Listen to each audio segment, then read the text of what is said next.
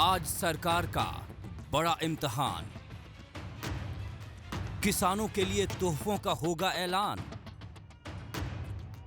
आंदोलन की इन तस्वीरों के बीच आज उम्मीदें हैं, चुनौतियां हैं, इम्तिहान हैं और वो सब कुछ है जो काफी हद तक सीमाओं पर डटे किसानों की दशा और दिशा तय कर सकता है।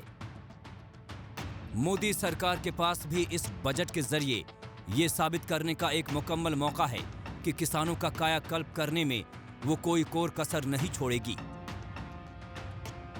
आज तक ने भारत सरकार के मुख्य आर्थिक सलाहकार को जब इस मसले पर टटोला तो देखिए किस तरह के संकेत देखने को मिले।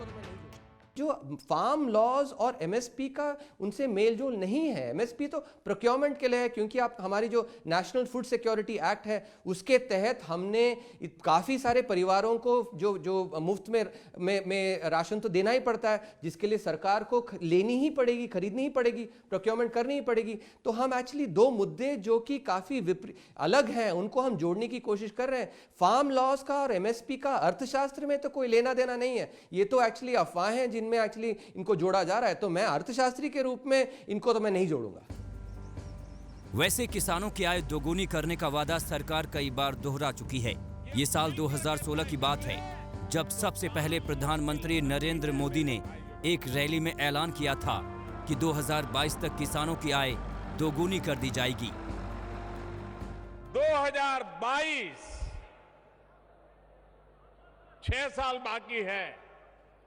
जब भारत की आजादी के 75 साल होंगे, क्या हम हमारे देश के किसानों की आय दोगुना कर सकते हैं क्या?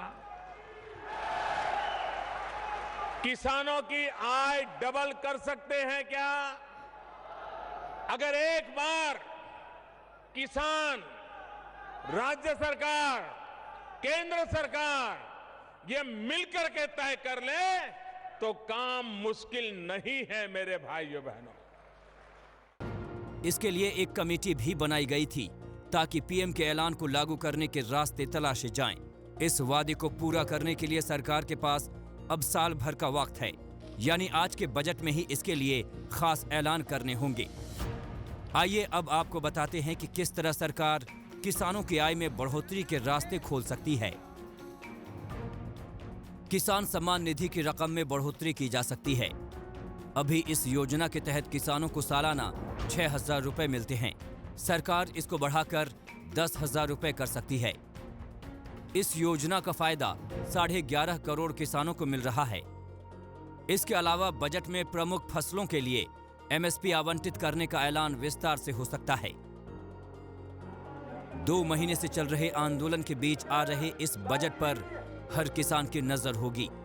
अब देखना यह है कि सरकार इसे किस नजरिए के साथ पेश करती है। दिल्ली से अंजना ओम कश्यप के साथ